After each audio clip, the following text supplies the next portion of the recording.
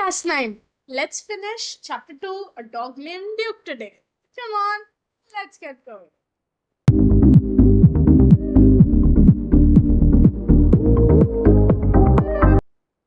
हाँ जी. So first part में हमें introduce किया गया हमारे characters से, the Hoopers. Chuck Hooper and Marcy Hooper जो है husband and wife और उनका dog Duke. तो चक हूपर एक दिन अपने ऑफिस से वापस आ रहे थे and unfortunately he met with an accident जिसकी वजह से उनकी बॉडी का लेफ्ट साइड पूरा पैरालाइज हो.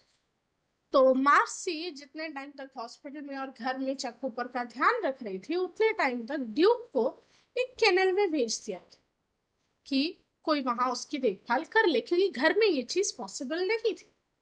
4 महीने बाद जब थोड़ी सिचुएशंस नॉर्मल हुई चक हूपर घर वापस आ गया एंड वो अकेला पूरा पूरा दिन बोर हो जाता था. उन्होंने डिसाइड किया कि वो ड्यूक को वापस बुलाएंगे and they did that. Duke वापस आया और अपने मालिक को 4 महीने बाद देख के इतना खुश हुआ कि जाते ही चक पे उसने छलांग ली.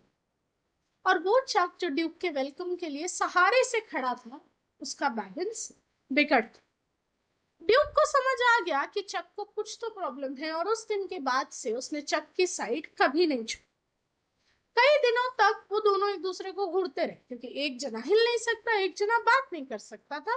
बट फिर ड्यूक की पेशेंस खत्म हो गई और उसने डिसाइड किया कि चक अब तुम्हें खड़ा होना हो. वो पूरे टाइम उसे घूरता रहता बार बार उसे जाके पोक करता कि खड़ा हो खड़ा हो खड़ा हो. और एक दिन हिम्मत करके चक खड़ा हुआ. So let's see उसकी आगे की जर्नी कैसी रही. Duke felt the sudden slack in the leash and pulled it taut. तो ड्यूक की लीश को उसके गले पे बांध दिया गया था. जैसे उसने फील किया कि चक ने उसे पकड़ के खींचा है वो भी खड़ा. चक swayed forward again, broke the fall with his good right leg and then straightened. तो चक बार बार कोशिश कर रहा था अपने राइट साइड से चलने की लेकिन बार बार उसका बैलेंस बिगड़ रहा था. Thrice he did that. उसने 3 बार ये किया लेकिन फिर हार के वो व्हील चेयर पे बैठ गया. तो अगले दिन उस डॉग ने डिसाइड किया कि आज थोड़ा जल्दी शुरू.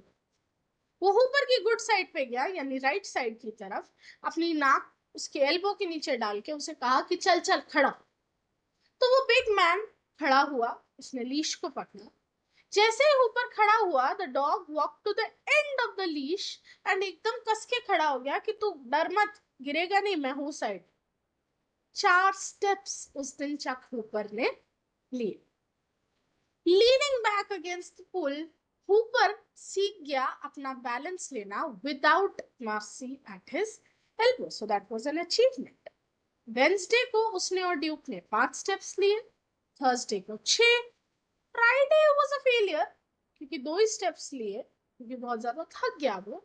लेकिन 2 हफ्ते तक वो अपने रूम से घर के फ्रंट पोर्च तक पैदल चलने लगा.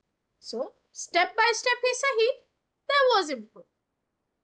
बाय मिड अप्रैल नेबर्स ने देखा एक डेली स्ट्रगल जो मार्सी के घर के बाहर होता था साइडवॉक के पास.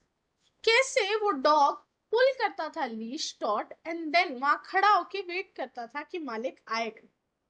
वो आदमी धीरे धीरे अपने आप को ड्रैग करता था abreast of the dog dog के सहारे एंड वो डॉग फिर would surge out to the end of the leash फिर वेट करता. तो इट्स लाइक ये साइड वॉक थी उनके घर के पास की.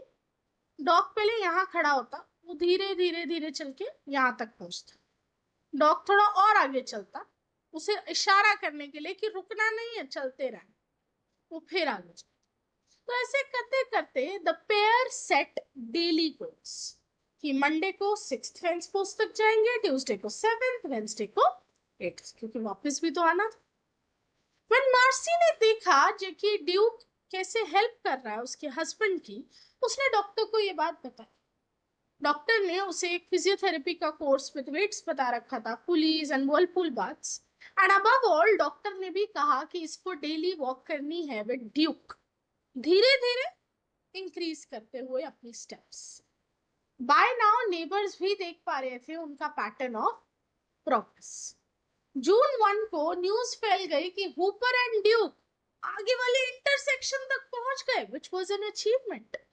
एंड धीरे धीरे Duke began campaigning for 2 trips a day.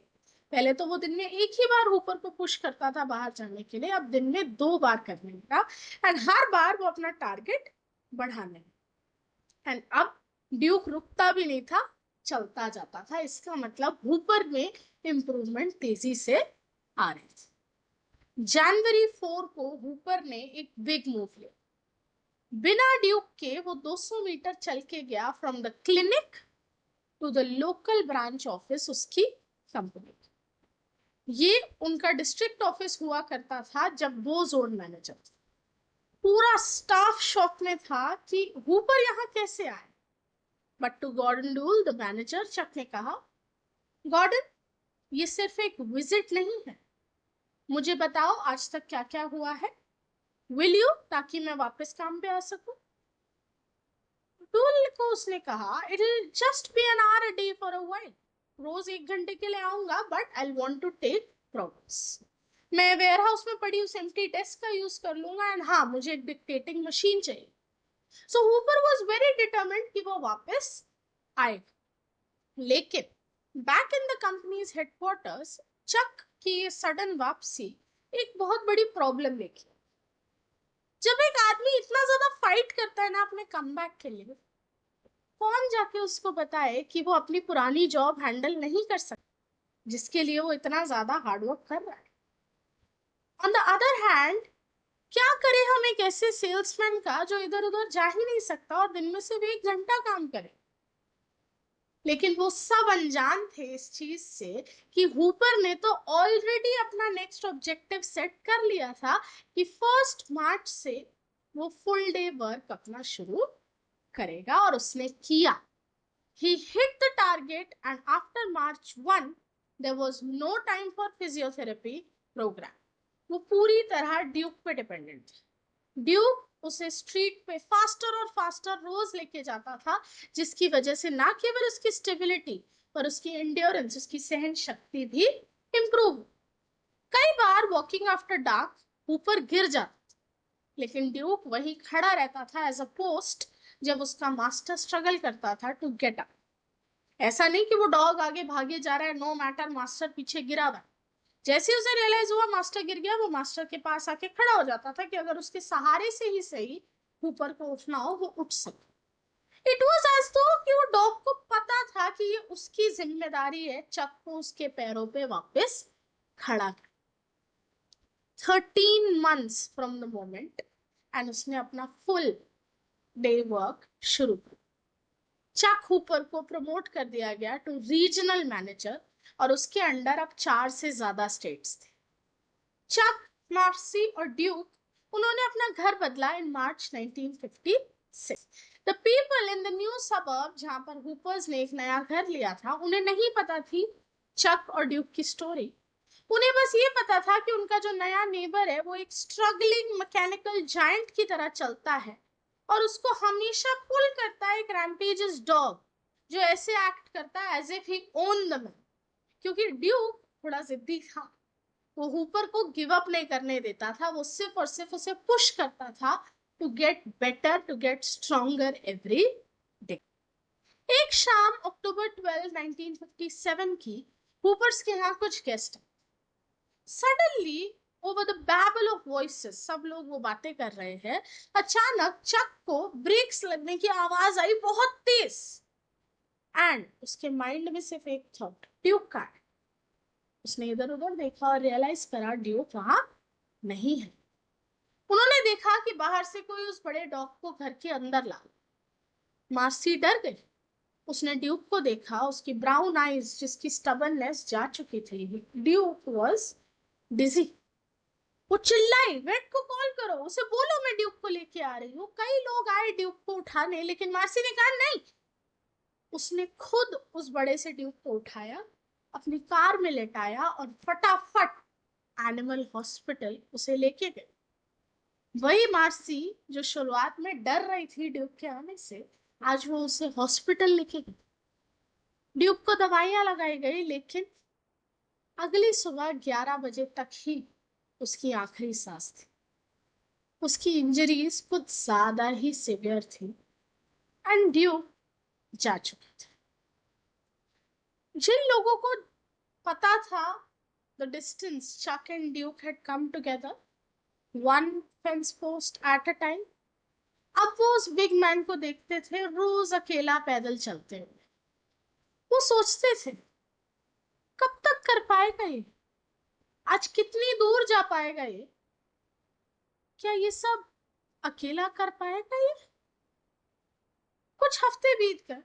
worded as if in special tribute to Duke, एक ऑर्डर आया from the chemical company headquarter कि therefore to advance our objective step by step, Charles Hooper को appoint किया जा रहा है as the assistant national sales manager. So Charles Hooper ने give up नहीं किया और अपनी लाइफ में बहुत आगे वो आए। तो ये लेसन ना केवल ये दिखाता है कि पेट ओनर और उसके पेट के बीच का रिलेशनशिप कितना स्ट्रांग होता है, डॉग कैसे सबसे लॉयल बेस्ट फ्रेंड की तरह एक इंसान की लाइफ में होता है। This chapter also tells us the story of Chuck Hooper, जिसने गिव अप नहीं किया। उसकी डिटर्मिनेशन, उसका हार्ड वर्क एंड उसका बिलीफ कि वो सब कर सकता है डिस्पाइट द एक्सीडेंट जो उसने फेस किया, लेकिन गिव अप वो नहीं करेगा। और इस सब में ना केवल ड्यूक, उसकी वाइफ मार्सी ने भी उसे पूरी तरह सपोर्ट किया। सो ये था हमारा lesson, a dog name Duke, a tribute to a wonderful pet animal and a salute to Chuck Hooper and his endurance. मिलूंगी आपसे अगले हफ्ते अगले चैप्टर्स के साथ, तब तक के लिए बाय।